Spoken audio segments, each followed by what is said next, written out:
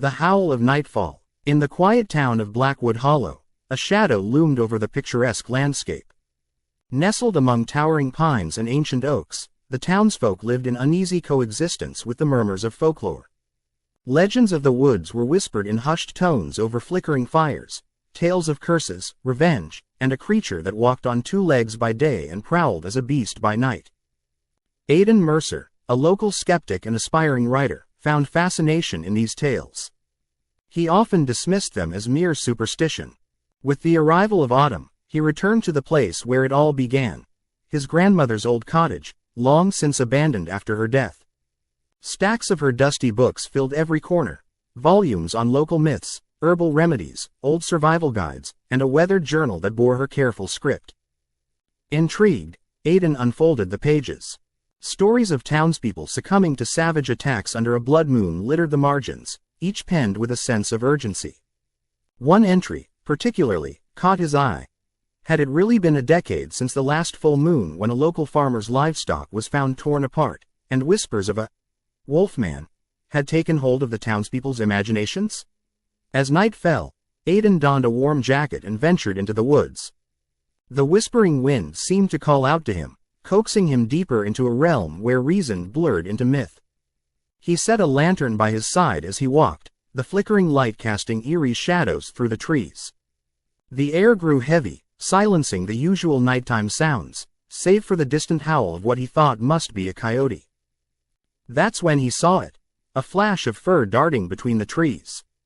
A jolt of thrill surged through him, and he couldn't resist following. With each step, the moonlight filtered down, illuminating the path before him, leading him deeper into an enclosed expanse of twisted trees and underbrush. He felt a primal energy, the pulse of something ancient stirring beneath him. A sudden rustle in the undergrowth snapped him to attention. A chill prickled his skin as he turned, and there it stood, its eyes glowing with a fluorescent hunger. The creature towered before him, sinewy muscles rippling under a coat of shadowy fur. It was not a wolf, yet neither was it entirely human. It seemed to morph between the two forms as it crouched, growling low, a sound that reverberated deep within him, freezing him in place. Aiden's instincts screamed at him to run, yet his legs felt leaden. The beast lunged, powerful limbs propelling it toward him, snapping him out of his stupor. He ducked, rolling to the side as teeth grazed his jacket. Panic ignited him, and he burst into flight, pushing through the underbrush, heart hammering, blood roaring in his ears. He stumbled into a clearing, breathless, but there was nowhere to hide. The moon hung full and oppressive overhead, illuminating the ground beneath him, a ground seasoned with dark stains that hinted at death. His mind raced back to his grandmother's journal, tales of hunters, of traps laid purposely to fend off the beast, of a silver bullet that could end it all. Summoning his resolve, Aiden sprinted toward the cottage. Once inside, he ransacked the cluttered rooms, finally locating an old gun hanging above the hearth with a barrel tarnished but steady. Grabbing a box of shells off the shelf, he fumbled with the gun, loading it with trembling hands. The howls outside grew closer and more sinister. A sharp chill filled the air. He knew it was time.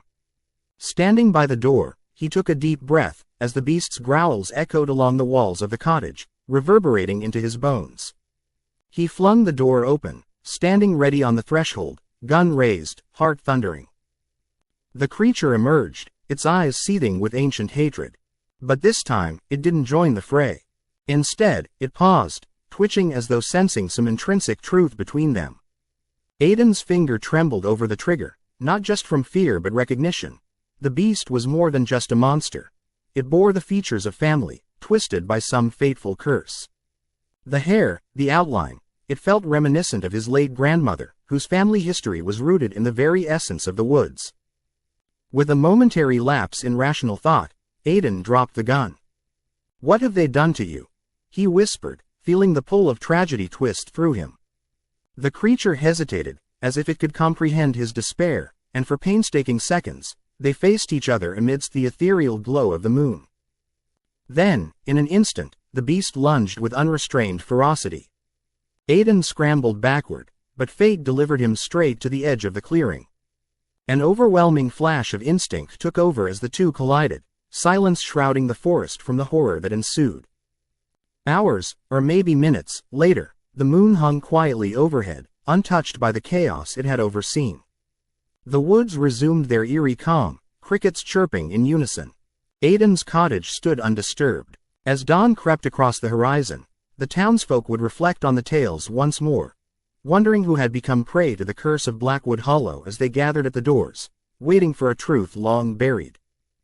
And somewhere in those woods, another howl echoed, a sound that would never cease as darkness danced within the shadows, marking the beginning of a new legend.